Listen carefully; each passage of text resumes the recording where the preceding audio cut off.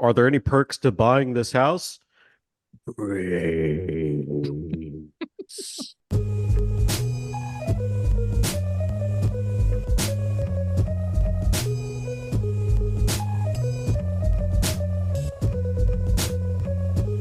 Hello, fellow netizens, and welcome to Scandalous Games, the show where we take a closer look at video game-related controversies. I'm Kevin Impellizeri, and I do the research and share a story of a video game-related controversy to my friends.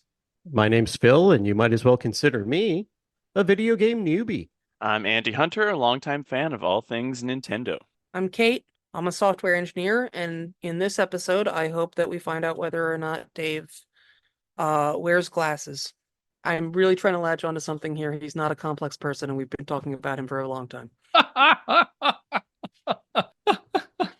So I think our listeners could pick up on that we've ended our brief break where we talked about the wild PC game Harvester. I want to go back to the town of Harvest. So yeah, I know we're all excited for our return to the grim death march that's been our deep dive into the self-proclaimed killologist Dave Grossman. However, I am happy to say that we're nearing the end, and at this point, the only way out is through. Just to recap what we've been covering so far. Over the last several episodes, we covered Dave's background, his terrible first book on killing, his pathetically unimpressive resume, including his alleged Pulitzer Prize nomination, and his black belt in a martial art made up by a buddy of his big break as an alleged media violence expert, wherein he exploited a school shooting that happened in his hometown to advance his brand, and his personal war on video games, including his involvement with video game legislation and his incredible love affair with mature, stable grown-up Mr. Jack Thompson. And today we're going to begin wrapping up our deep dive into Dave by looking at how he's been battling the horrors of Helldivers 2 over the last few years. Finally got a timely reference for one of these. So we'll talk about what he's been doing in terms of his video game crusades over the last few years. We'll take a close look at another terrible book he wrote, and we'll start examining the real world dangers behind his philosophy. I will say that also it's interesting how we have grown, I think, as a channel, as a show, as people over the course of roughly a year that we've been doing this. For example, one thing that we can boast is that we are a Pulitzer Prize nominated show because, again, Phil nominated us several episodes for a Pulitzer Prize, and Scandalous Games update here, our Pulitzer application was approved. Woo! Woo-hoo! I don't think either of us ended up submitting a transcript for the episodes. They just took it? Yeah, so the play-by-play there is they asked for a transcript of both episodes, and I basically just uploaded as many of your show notes for each of those episodes as possible, which doesn't really count as a transcript. Here's what I suspect. They wanted the actual transcripts to give us an actual fair shake at potentially being considered for a Pulitzer. But since we didn't send the transcripts, they were like, we'll approve your application as a nominee, but you don't really have any shot at winning a Pulitzer. To be fair, that's probably what happened to Dave too, so I say we're on about the same level. Well, if we really want to match with him, you guys all need to get black belts in the martial art I've created. It's called Couch Fu. You sit on the couch and play video games, okay? But you also sometimes take a drink of water or eat a potato chip or something, so... It's important to hydrate. I mean, I've been perfecting pool noodle aikido. That's going to be where you just kind of lounge around with pool noodles, ideally in a pool, but it could also be in your living room. Phil, what were the episodes that you nominated the show for? Well, in recognition of the years and at this point, hundreds of hours that Kevin has put into initial research and editing these shows and getting everybody together and hosting the episodes, I nominated my episode, The Chip Shortage. Okay, yeah. And the Grand Theft Auto Hot Coffee episode. Oh my God. So good. But none that I'm in. None that I'm in. That's why you're not going to win. And I mean, checking the statistics, that is our second most popular episode that we've ever done. The most downloaded episode we've ever done is the pilot, the Turok naming contest, way back when we started this show. And third, I want to say the Pokemon episodes also have gotten pretty popular. So a bunch of the Pokemon episodes have caught up after that. And then it's like, I think Postal and Postal 2 are up there too. So we're getting somewhere. Okay, back on topic, skipping ahead to roughly the present. Despite the fervor over violent video games largely dying down, thanks in part to video games earning free speech protection under U.S. law in 2011, and see our Brown v. EMA episode for more on that, and the cementing of video games as part of the monoculture, Grossman, ever the determined soldier in the war on media violence, is still at it. For example, over the years, he periodically puts out editorials following school shootings, arguing how video games are the real cause for them, as he did after Sandy Hook in 2012 and Parkland in 2018. Speaking of Parkland, following the February the 14th, 2018 mass shooting at Marjorie Stoneman Douglas High School in Parkland, Florida, which left 17 people dead and over a dozen others wounded, then U.S. President and current subject of multiple criminal investigations and indictments, Donald Trump, argued video games were clearly to blame for the shooting and hosted Grossman as part of a gathering with various media activists on March the 8th, 2018. Following his meeting with these experts, and I'm using very huge air quotes for them, the White House put out a 1-minute, 28-second video on their official YouTube channel compiling violent scenes from various AAA games, including Dead by Daylight, Fallout 4, Wolfenstein The New Order, The Evil Within, and Call of Duty Modern Warfare 2, including footage from the infamous mass shooting level No Russian, which will be a future episode. Trump's White House also put out a statement declaring some of the well-trod points of Grossman and other critics like Joe Lieberman, and in a surprising twist for Trump, Hillary Clinton, saying, quote, "The president acknowledged some studies have indicated there is a correlation between video game violence and real violence. The conversation centered on whether violent video games, including games that graphically simulate killing, desensitize our community to violence," end quote. I mean, no, they don't. Also, because I'm a hack and a fraud, and I forgot to mention this at the beginning, I want to remind again our listeners that throughout a bunch of these Dave Grossman episodes, we have a little game in which if we feel like the conversation gets too frustrating or too sad, or if we just want to mix things up a little, any of us can say, "Get over here," and Andy will share us another installment in Pokémon or prescription medication. So I am going to show you this video that Trump put out, or Trump's, team put out, but do we want to, before that, talk about some Pokemon? Sure, let's get over here. Although we're about to see a clip of something Trump related, we might also need to get over here after that. Let's do the video then we'll get over here. All right. I will say that there is no Trump in this.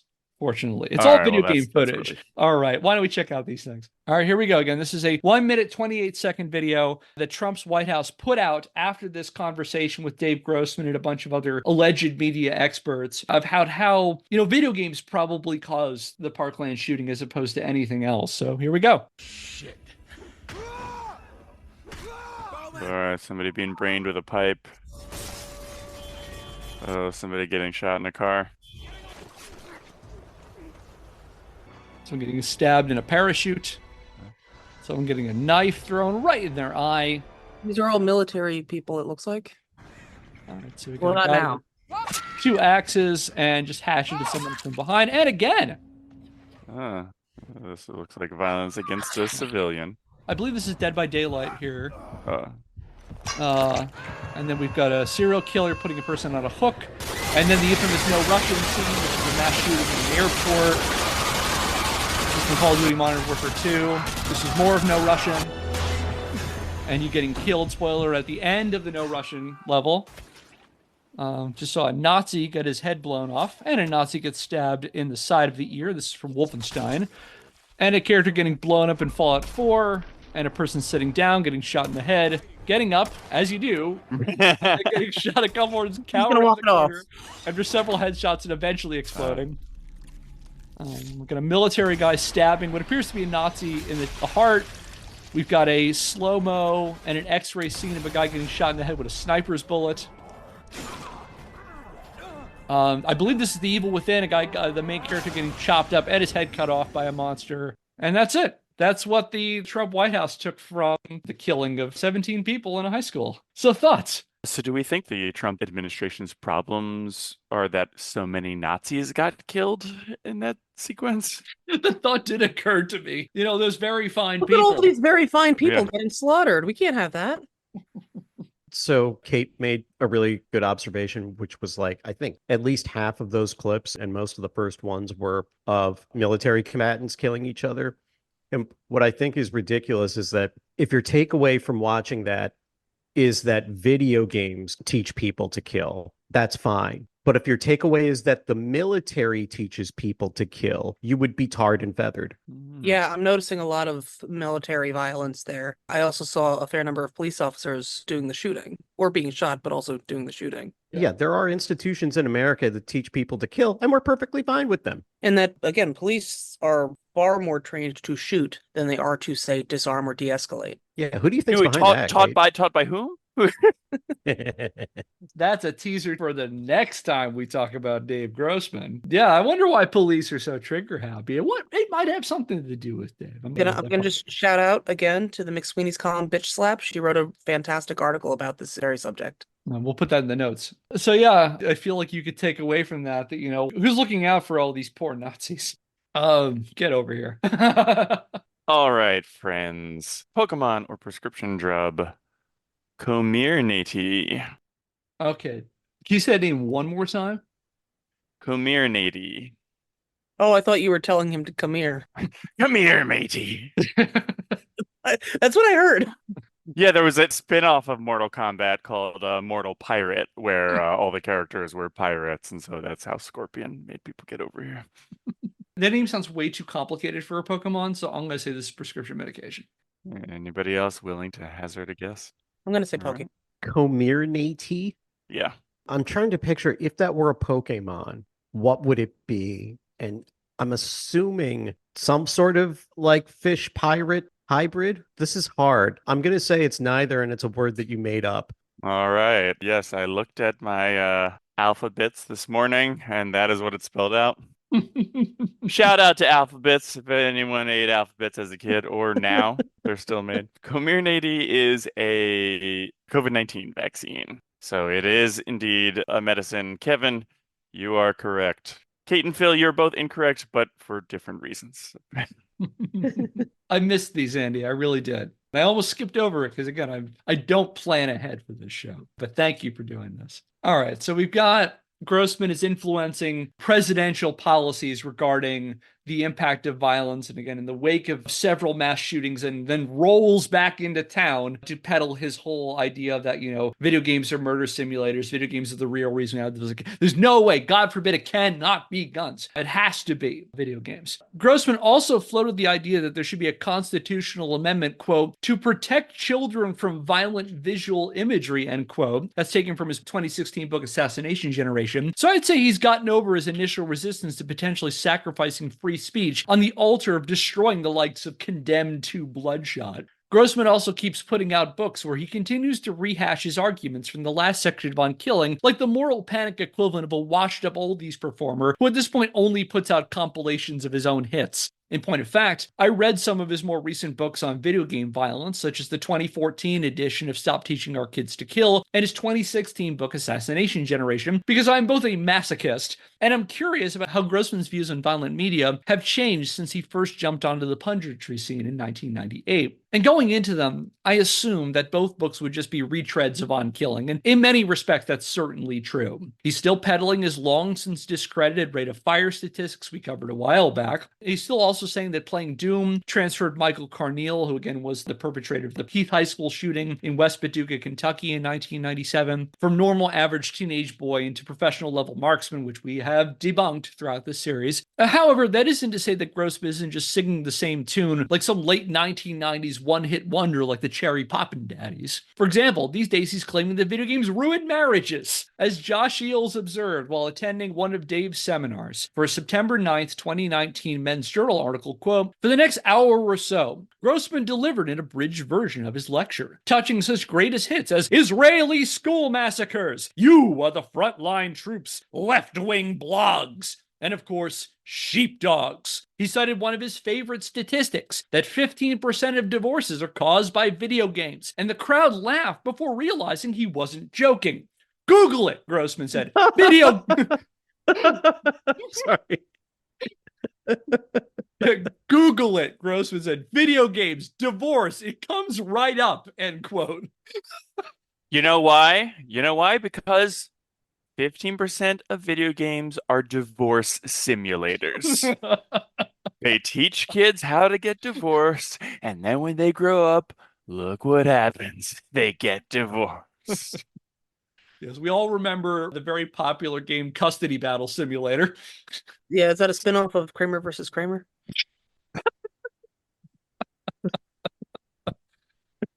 Kramer versus Kramer, the game.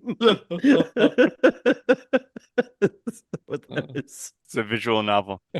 I mean, I think I mostly successfully navigated this, but as somebody who likes video games and who has a spouse who is not that into video games and does not need as much alone time as I do, I could see how that could be a conflict. If my spouse weren't understanding and said, "Oh yeah, I know video games are something that's important to you," sure.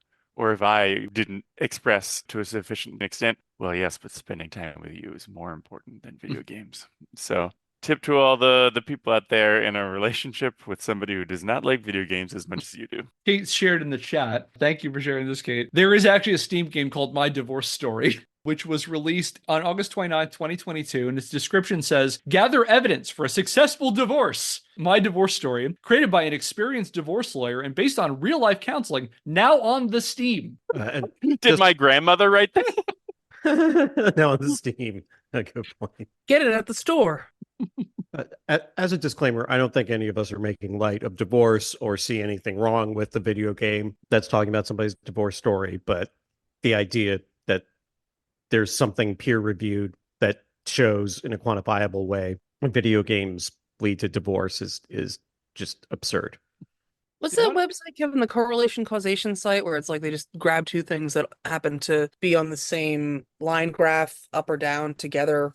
So it's like, I'm making something up, but I think it's like, people getting strangled in their own bed sheets and dying correlates to the number of Nicolas Cage movies that are being released or something like that, where it's like there happens to be an uptick in both of those at the same rough time. Yeah, there's a page called Spurious Correlations, which does that. It basically compiles two different random statistical... That's our spin-off podcast, Spurious Correlations, Scandalous Games. So yes, what Spurious Correlations does is it maps two statistics that line up together that have nothing to do with each other to emphasize the idea that correlation is not causation. So for example, the first one that came up when I looked on the site, and I'll put this in the notes too because it's fun, is that the popularity of the first name Annabelle correlates with UFO sightings in Maryland. Or that Google searches for zombies correlates with the number of real estate agents in North Dakota. Are there any perks to buying this house?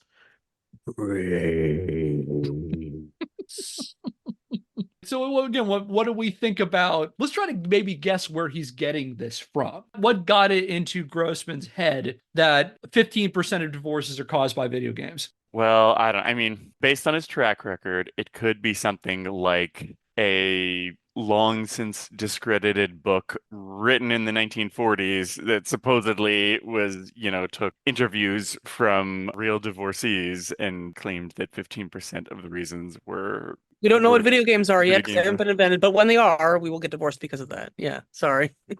My guess is I think he's going with the time-tested and popular academic research method, which is pulling the numbers out of your ass. I think it's something entirely anecdotal. Like he probably knows somebody and they got divorced, and among other things, there was a complaint like they were always playing video games. Like they never had time for me, And that may or may not have actually had any real contributing factor, but it's just like, well, that supports my theory. What I love about what we've learned about Dave, all of those could be true. All of those are as equally plausible. So yeah, I did, unlike it seems like anybody, not even Joshua Eels of Men's Journal did this for this article. I called Dave's bluff and I did Google that. And it should come as no shock that Dave's selectively choosing data that suits his ends. So let's hear about where this came from. The 15% that Dave is citing comes from a 2011 press release. So not even a journal article, a press release put out by Divorce Online, a UK-based company that promises customers easy DIY divorces without the need of a lawyer. So in terms of reliable sources, we're already off to a great start. They base the 15% on a survey of 200 women who made use of their services during a 4-month period in early 2011, wherein 15% of people surveyed reported their husband's video game addiction as a reason for their separation. Apparently, to Dave, this limited survey, clearly put out as a publicity stunt by one British quickie divorce site, was good enough for him to start saying that video games are responsible for 15% of all divorces, which is pretty weak sauce even by Dave's already low standards of intellectual rigor. Kevin, so apparently, as much as 70% of the U.S. adult population plays video games. So aren't we at the level of, like, people who eat bread correlation with divorce? Isn't this just something everybody does? It correlates with people who drive cars, There you go. It looks like breathing oxygen is a strong factor in 15% of divorces. Kevin, I'm sorry. Nobody's going to learn anything on this podcast today. All right, so in any case, this again, this terrible, terrible source. Like I would not take any stock of anything from this source. This is likely what inspired Dave to declare in Assassination Generation, quote, "How sad and unfortunate that as video game addicts grow up, they struggle to maintain healthy marriages and strong bonds with their children. The legacy of their video game playing is not just murder and assault, but also bullying, cyberbullying, dysfunctional relationships, and broken families," end quote. To which I just gotta say, who hurt you, Dave? Like who made you like this? What degree of interactions did you have with other humans that made you think this way? Like, did your girlfriend dump you for a guy who liked playing Doom in the 90s and this is all just like some sort of sad, pathetic revenge plan? Like, dude, like you almost start He like divorced him because he played too many video games. I mean, if that's the description, Kevin, she could have dumped him for any one of us. Heck yeah. Sorry, if we wanted to very irresponsibly try to figure out who hurt Dave Grossman, like I think we have talked about his past before. Is there any type of maybe familial trauma there? Yeah, let's cast some aspersions. Let's do it, Kev. Yeah, let's do as Dave Grossman taught us and make just some wild assumptions about what happened to him that made him this way.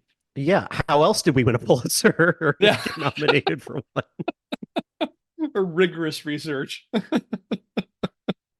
Oh my goodness. Yeah, this guy, speaking seriously, I know very little about his upbringing. The only information I have about his pre-army life are from Dave. And like I said, I don't trust him. He's not what you call a reliable or honest source. So going back on topic, checking out his more recent work reveals that at some point, someone clearly sat Dave down and told him, if you're going to make wild claims like that, that video games are responsible for cyberbullying and divorce and broken relationships and all this stuff, you should probably cite a source or two. And you'll be happy to know that both the 2014 edition of Stop Teaching Our Kids to Kill and Assassination Generation have endnotes, meaning Dave Grossman finally successfully cleared the lowest possible bar in terms of research standards.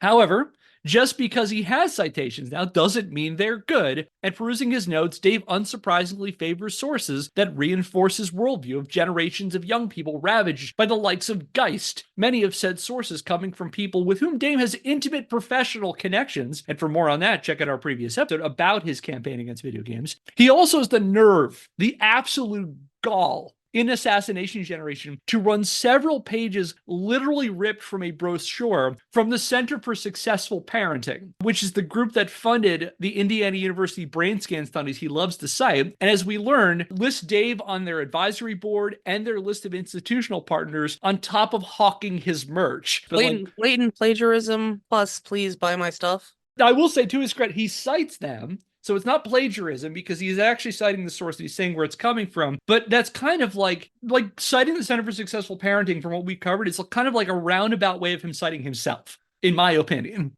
And then also selling his stuff. Oh, yeah. Like, hey, while I got you here, do you want to buy a sweatshirt? Yeah, seriously. As the hungry sheep eat dogs or whatever. I forget what it is. It's interesting because I started looking not too long ago into his social media presence and what Dave is putting out there. And so I checked out his X/Twitter profile. He doesn't post very much. He hasn't been on X for very long. I guess he was waiting for Elon to make it a little bit more favorable place to be, and I guess more safe for Dave to be there. But what's really interesting about Dave is that he's so nakedly self-interested. Like, interesting, he doesn't put out like a lot of overtly political stuff. A lot of his social media, at least his X presence right now, is largely hawking his shit.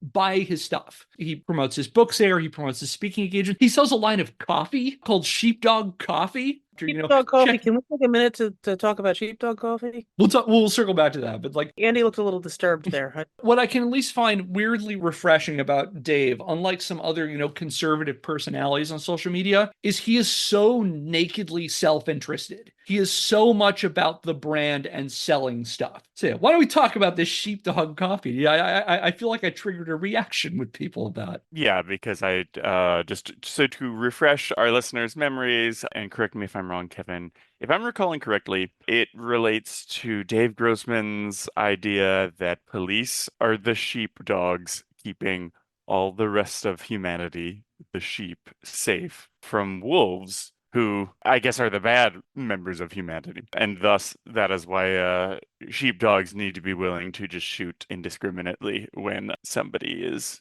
like, pulling out their ID from their pocket or something like that.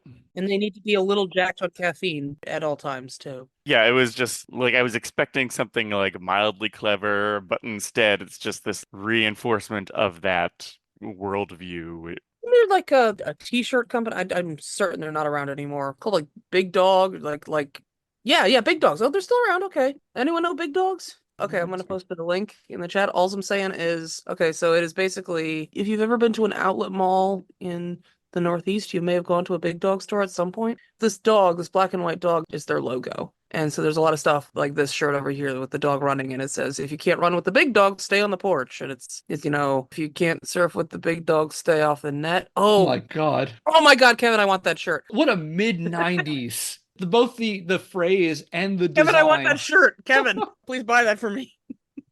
Anyway, all I'm saying is, how did Dave Grossman not get a tie-in with Big Dogs, right? Because, Andy, to your point, like sheepdogs, there could be like a sheepdog in a police uniform with a gun, or just with the gun. Doesn't need to be a police uniform. Okay, do you think he might have ripped off this concept?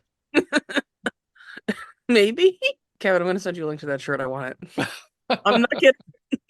The World Wide Web one. I want that. That's a very like the internet and you kind of image there. I did just do a quick search of Dave Grossman's coffee. And so he partnered with a company called Police Coffee. And like they sell things like Back the Blue coffee. Like it's very blatantly obvious what they're promoting. And yeah, they announced in 2023 in April that they were partnering with Dave Grossman for their own coffee blend, calling Dave Grossman a patriot who loves God and country. And so is totally okay with selling his sheepdog coffee. Here's a picture of the bag for police. It's police coffee. And literally it's because they say it's an officer owned thing. Because what you want is a cop who makes coffee on the side, which I feel like is like such a blatant stereotype. Like it's like a cop owning a donut shop. I thought they wouldn't have liked that association, but anyway, it's just a picture of Dave Grossman, the same photograph he uses everywhere with this squinty-eyed look that he has always got, next to a caricature of a sheepdog with a shield with a sword going through it, and it says Lieutenant Colonel Grossman, sheepdog on duty. And so circling back, you brought this up, Andy. So the whole idea that he has, and we'll cover this in more detail in our next episode, is that Dave basically breaks down the entire world into three kinds of people. Those are sheep, wolves, and sheepdogs. It basically is distinguished by like how eager you are to kill people. And sheep are basically the average citizen who isn't capable of killing people. The wolves are the bad guys. They're the people who are willing and eager to do violence to the sheep. And basically he sees the sheepdog as someone who is capable of killing other people, but only does so in protection of the sheep. Now, we're mostly dog lovers here. If you had a violent dog who attacked and killed people regardless, that dog would get put down. And his whole thing is that like he wants police to think of themselves as basically these people who can murder somebody in the streets and feel nothing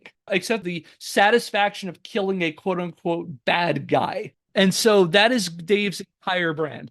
I think that what we talked about in one of the previous episodes about this is that even if if you believe incontrovertibly that somebody is a quote unquote bad guy, even if they're, coming after you, or it takes something to kill someone. Like, even if you know that your life is in danger, even if your life's not in danger, but you know this person's a bad person, it takes something that mercifully, generally speaking, people don't just have guaranteed in them to pull the trigger. I didn't want to totally derail, but I think like that's worth the distinction. It's not just like we're all willing to kill bad guys. It's like, no, most of us are not willing to kill, period. We can't. And that's a good thing. Okay, can I piggyback off of that point? So Dave's problem with video games is that they teach people to do the exact same thing that he teaches people to do. Yeah, well, or he teaches the right people, cops, and everybody else should leave the killing to the cops, but also be free to own as many guns as they want. Right, but you see where I'm going with this. Like, he seems to make the point that what video games teach people to do is wrong, not necessarily that it's the right message being taught to the wrong people. So, like, he just seems to be saying this message is wrong. I think what he should be saying is only people in law enforcement and the military should play video games. Wouldn't that solve everything? Yeah, did Dave ever tackle, like, what is it, 3 Days in Fallujah? Is that the name of the game? 6 Days in Fallujah. Yeah, did he ever tackle that, or did he ever tackle any of the video games that are actually used for training purposes? Yes. 6 Days in Fallujah will probably be a future episode, but he does bring up there are instances of the US military using or adapting video games or video game technology for training. Probably the most famous example that is Marine Doom. During the mid 1990s, the US Marine base at Quantico, a couple of guys made a mod of Doom as a training program. Basically, the goal of it was to kind of teach squad mechanics, and because Doom was, you could do local multiplayer, and the idea is that you could coordinate together with small groups of soldiers, and they thought of it as a way of like a fun and engaging way of connecting with soldiers, because soldiers are generally, people who join the army are relatively young. They're usually in their 20s, and those are usually the same people who had been playing a game like Doom, and like trying to basically adapt a way of training them. Now, they made it very clear when they put it out, it was never going to be a substitute for actual military training. Number one, they kind of made it because it was so hard to get training on ranges at Quantico, because everybody wanted to do it, and they wanted a low cost way that people could do elements of their training in a simulation. Number one. Number two, the people who developed it never used it as a way to teach soldiers to kill. They were specifically going for teaching squad mechanics. Dave Grossman, ever the discerning researcher he is, he took that and basically said the US Marines created a training simulation to teach their Marines to kill, which is absolutely false, 100% false, and basically appropriated that. And even before that, like in the 1980s, there was a flight simulation program that was built with like VR elements. We've talked about Jaron Lanier and VPL Research a while back when we talked about VR, and they're the ones who helped build the technology that eventually created the Power Glove, and they helped create flight simulators for like NASA. So there are elements where video game materials have been used for training, but nobody's using it the way he says they are. So yes, the military has been using video game elements for training, but not generally for, increasing your killology things, because they see them as, they're low cost, relatively accessible, and they connect with an audience that it's the age demographic that would be playing games. So yeah, the military does have it. And that's the extent that Dave talks about those kinds of military games, is basically he acknowledges their existence and then warps it to whatever he needs it to be. And you get the impression that for a guy who, his whole brand is, claiming to be an Army Ranger, he was trained as a Ranger but didn't serve as a Ranger, he really has a very low opinion of American military. I mean, he talks about how during World War II, that only 15% of World War II soldiers could shoot at all. And then he says stuff that like, our soldiers are so malleable that the Marines are using video games to kill people. And like, he really seems to, his actual practice, for as much as he loves cosplaying as a soldier, it's like, he really seems to not like soldiers very much. And maybe that's because he worked for a long time as a commanding officer, and maybe that's just developed a low opinion of, people who had to work under him. Maybe he's self-conscious about the fact that he's never actually seen combat, so he has to cast dispersion on people who have. He does love to talk about killing. I've seen so many statements by him. He kind of revels in violence. He loves talking about violence. He gave an interview with PBS's Frontline, I want to say in the late 90s, early 2000s, where he's like, civilization is built on killing. He talks about killing. He obsesses about killing to a very uncomfortable, in my opinion, degree. And then this is a person who then turns around and says that video games are murder simulators. And it's almost like he hates the competition, because he will then do police training seminars where he says how the Bible says that it's actually okay to kill in certain circumstances, that the commandment that dictates thou shalt not kill is more of a guideline than anything else. And will cite scripture to say that thou shalt not kill is kind of, you can kind of put that on the side for specific things. Like one of his favorite biblical passages, which he sells merch related to, is like, no greater love than this, than a man who lays down his life for his friends. And he usually says that in the context of being ready to kill like the quote unquote bad guys. This might not be entirely relevant to, but when I hear that quote, I cannot help but think about this other thing where it's like, oh, you didn't get it. And like you read the Bible wrong, or Christianity is kind of weird for you or whatever. When I was younger, I taught in, we'll call it a Christian church school for children. And there was this woman who was perfectly nice, who was a helper. And we had little kids, I think like 7, 8-year-olds. And she wore this shirt to school that said no greater love across the top. And it was just Jesus's disembodied head with the crown of thorns and the blood coming down his face and this agonized expression gazing up toward the heavens, around like 7-year-olds.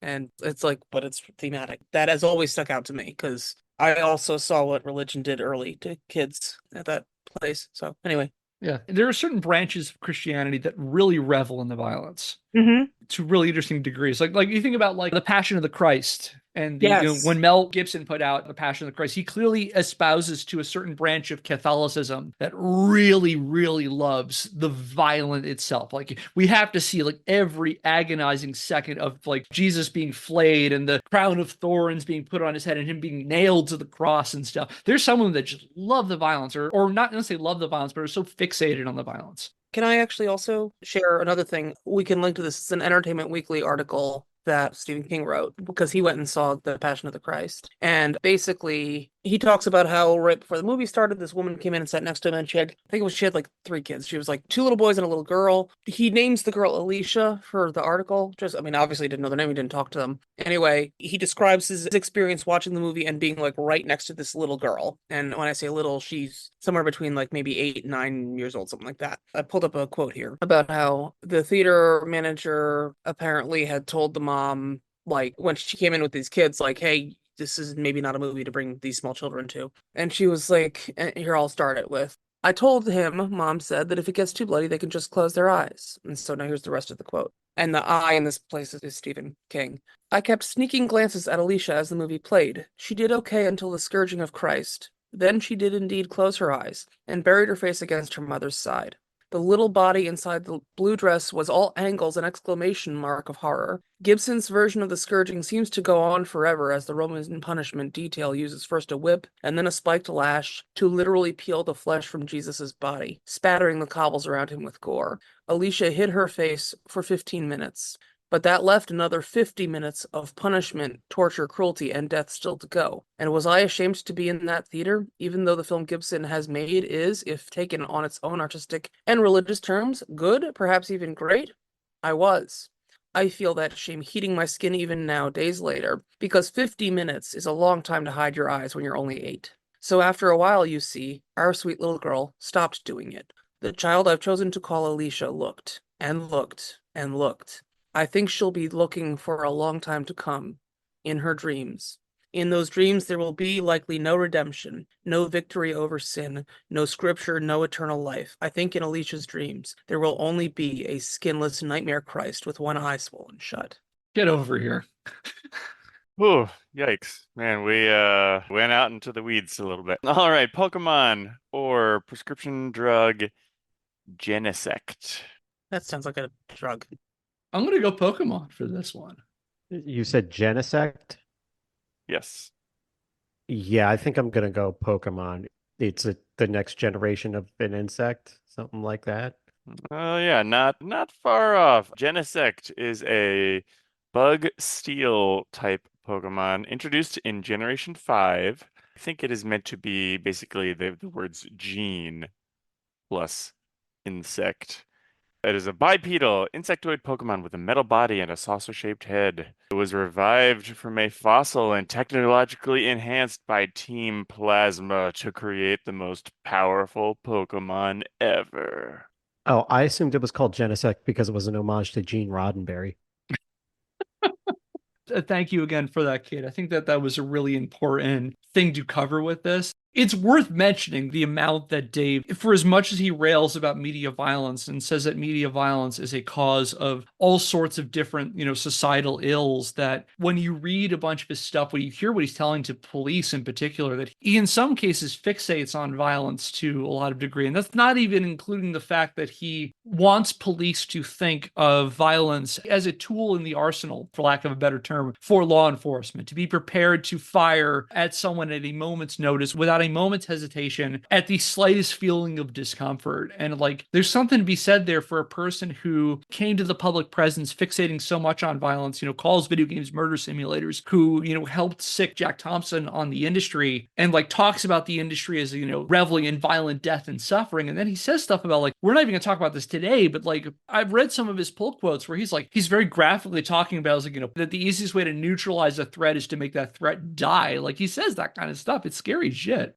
And I think that's worthwhile addressing that a little bit, that he, on the one hand, will express concern. I'm not going to say he's actually concerned, but will express concern over violence and what violence is doing to our society. But then on the other hand, will also talk to law enforcement officers and say that you need to be ready to use that violence and that it's righteous violence, and that even God himself would agree that you are okay, you are justified in committing violence. Like, I think that that's really an interesting point. And that's why Passion of the Christ came to mind, even like before you said the name of it, that quote that I shared, the phrase, a skinless nightmare Christ, like that floats around in my subconscious. But the reason I bring that up is, in order to make a movie with that intense level of violence and justify it as this is how it really was, or this is a religious experience to see this movie, or any of a myriad other number reasons that we've heard to see that film, there's got to be something about you that's okay with this, right? Like, if you're going to make this movie and come up with this level of violence and graphic, upsetting gore,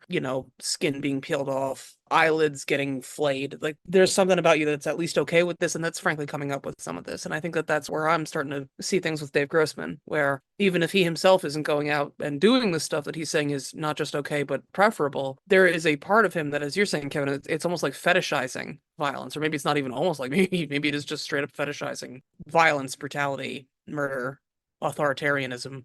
Well, I think that's very much right. I mean, I think we tend to see this when public figures or, politicians, like how there's such a repeated issue of politicians getting discovered for doing the thing that they've been railing against or something. And I think when something is very much at the forefront of your mind, it can be easy to assume it's at the forefront of everybody's mind. So if you are a person who has maybe a lot of violent thoughts or violent urges or just any sort of preoccupation with violence, whether it's like a fear of violence or any desire to commit it, you assume that everybody else is also on the verge of committing violence. And that's why it's easy to think like, well, hey, cops, you need to be willing to shoot people because everyone you meet is just as willing to shoot you. Yeah. Yeah.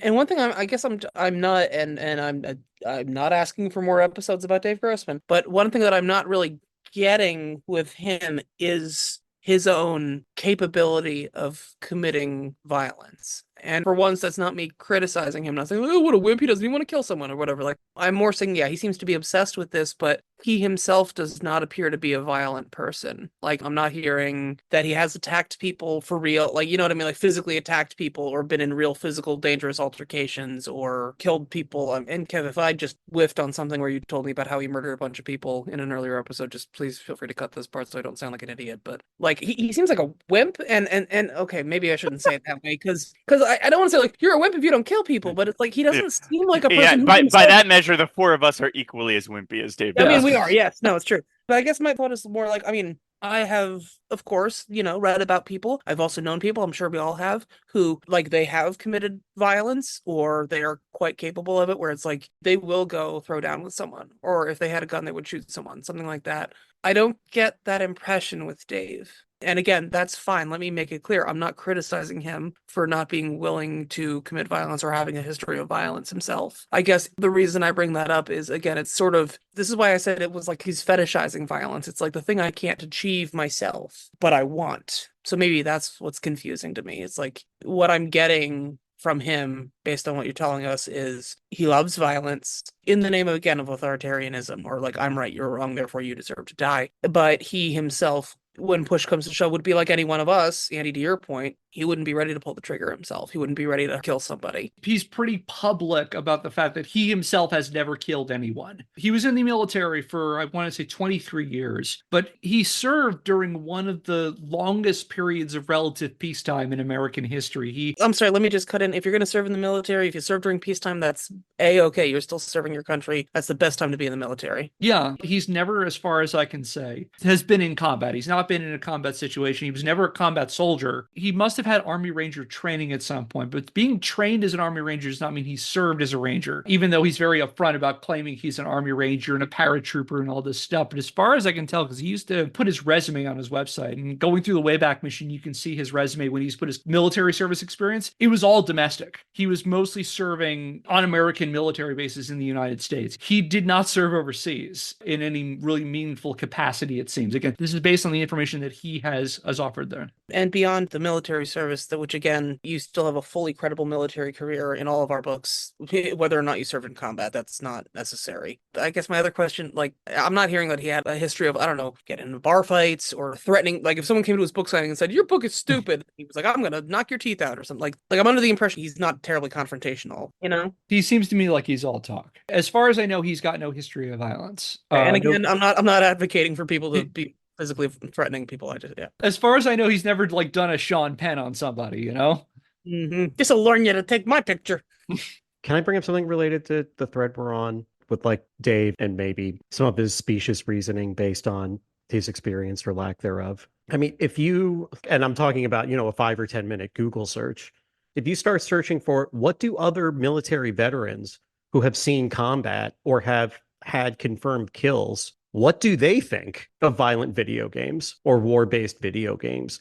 And the two opinions I've seen, or the two themes I've seen, are that one, those video games are not realistic at all. And a lot of these soldiers get bored playing them, right? So if people who have actually seen live combat say these are not realistic at all, then what does that say about Dave conflating these things with murder simulators? Maybe that's only something you can do if you've never seen live combat or you have no idea what you're talking about. And evidently don't talk to people who have. That's the other yeah, exactly. He's not even parroting a point of people who know. If you're so connected to the military, then why do you have a view that does not seem to be supported substantially by any other veterans of live combat? Two, another theme I see is that war-based video games are helping a lot of veterans to recover from returning to civilian life. Yes. So, like, what the fuck? Yeah. What is this guy think? Like, what world is this guy living in? That's from like a 5 to 10 minute Google search. And I'm not saying I'm authoritative and I know everything about this situation. All I'm saying is, like, you Googled it. You did what he said. You Googled it and you found out. Yeah.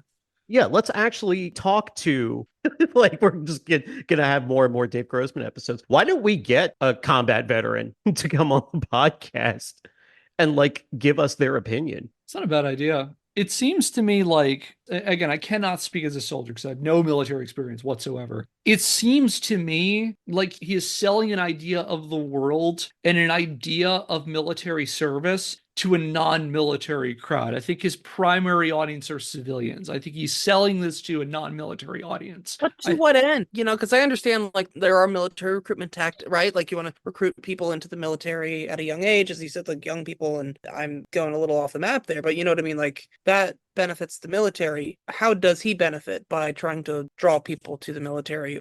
It seems to me like maybe his primary audience are conservative people who idealize military service without ever having served in the military themselves. And so I think it just goes back to just like Kevin's been talking about the grift, that it's like, oh, here's a market and I will just say what these people want to hear because that keeps them buying my stuff. And maybe Dave also believes all those things himself as well. But I think it's, just like, it's like, oh, here are people who just have these feelings about, oh, yeah, the world is violent. And here are things that will teach people to be violent.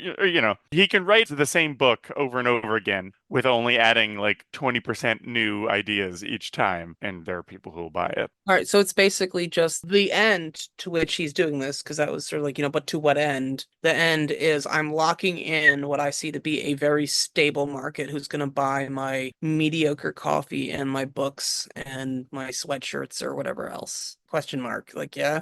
Yeah, I would argue that he is, like any good salesman, he is selling a lifestyle. I would say he's not catering to service members at all. I think he's focusing on people like police, and like police is like, you know what? You guys are super cool because you're like domestic soldiers, which he is not acknowledging how fucked up that sounds, but that he's selling the idea of that you can be, because a lot of this is primarily like a majority conservative message, the idea of sort of the aggressive valorization of the troops as an abstract idea, not necessarily necessarily, talking to specific soldiers or veterans, but the idea of the selfless, warrior hero who goes off and serves his country. I think that is a lot of what he's trying to sell to them. And I think it works in his favor to have people who have no military experience whatsoever. He wants to sell them the feeling of being a soldier, the feeling of being a warrior. It's like it's Lululemon for the military, right? Yeah. That's such a great analogy. Like it's a lifestyle. He's selling the lifestyle, is what I would Well, argue. you said he's selling a lifestyle, and that clicked for me because it's like, yeah, people are going to buy the yoga pants not because they're really interested in actually doing the thing. They just want to feel like they do the thing. Yeah. Oh my God, Kate, do I have to get rid of all my Lululemon clothing now? Did you really just do that to me? And you need to give it to me because maybe I'll start doing yoga at some point. Probably not, but maybe. Oh my God. And like, think about like you go to his website, all of his stuff is this branded merch about sheepdogs. He's like protect the flock, hunt the wolves, and things like that. He wants people to feel that way. I would again argue he's not terribly interested in soldiers because he wants people who have an idea of what military service is and what the idea of a soldier is, and he wants them to think that it's like you're not just a beat cop, you're a warrior, you're a hero, you are the thin blue line separating order and chaos. I think that's what he's selling. That's I think ultimately what this is all in service of. And he's crafted a brand for himself too. He's kind of become a brand ambassador. Like his whole thing is, again, he plays up that he was a paratrooper and an army ranger. And again, I'm not denying that he trained as an army ranger, but he's trying to make it seem like he went to all these like super exotic places and had all these daring do. He always dresses in this sort of drab military style. Like it's like he wears like flak jackets and things like that. And he has a very, very stiff, like what we think of as a stereotypical military person, not necessarily an accurate one. Again, I would be really interested to think like maybe someone who has, done a couple of tours and actually has actual combat experience thinks about a guy like him. He is selling himself as a brand. He is selling himself and the identity of him as a brand. You mentioned that, and there's a very visceral memory for me. I've mentioned my next door neighbor, he has since passed away, who fought in World War II, and I did an interview with him at one point about his experiences during the war. And after we were done with the interview, I had a camera, so it was filming, it was a history project for school. He still had his jacket, and he went upstairs to the attic, and he got it, and he brought it downstairs, and he zipped it up and everything. He's like, it still fits. And like, that was fine. It was pretty good even. Like he seemed to take some joy in that. And then separately, we were talking about, I don't honestly remember quite how we got on this topic, but about anything else that he might have had from the battlefield. And he mentioned that he had a German soldier's helmet. He had taken a helmet off of a dead German soldier, but he just got really upset and really ashamed and like shaking his head. He was like, it's here somewhere. I really don't want to go look at it. Like that was clearly very upsetting for him. I'm just reminded of that again, because like, I don't think he would be going around basically cosplaying his military service time in public for fun. You know what I'm saying? And he undoubtedly spent his time in retirement railing against Call of Duty, right?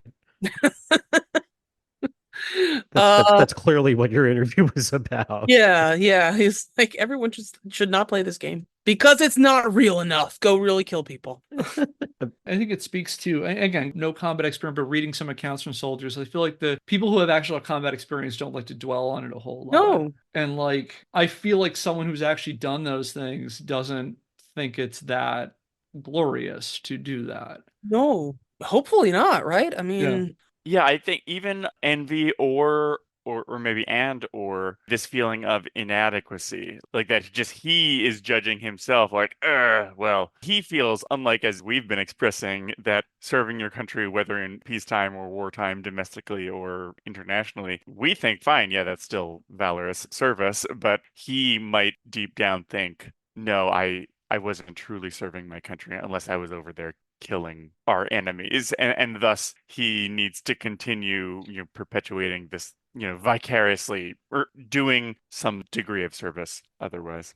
But anyway, before we get back onto the script, I don't think this is good enough for the episode, but I wanted to make this joke when you brought up the coffee, like, oh, I didn't realize that the C in ACAB stood for coffee.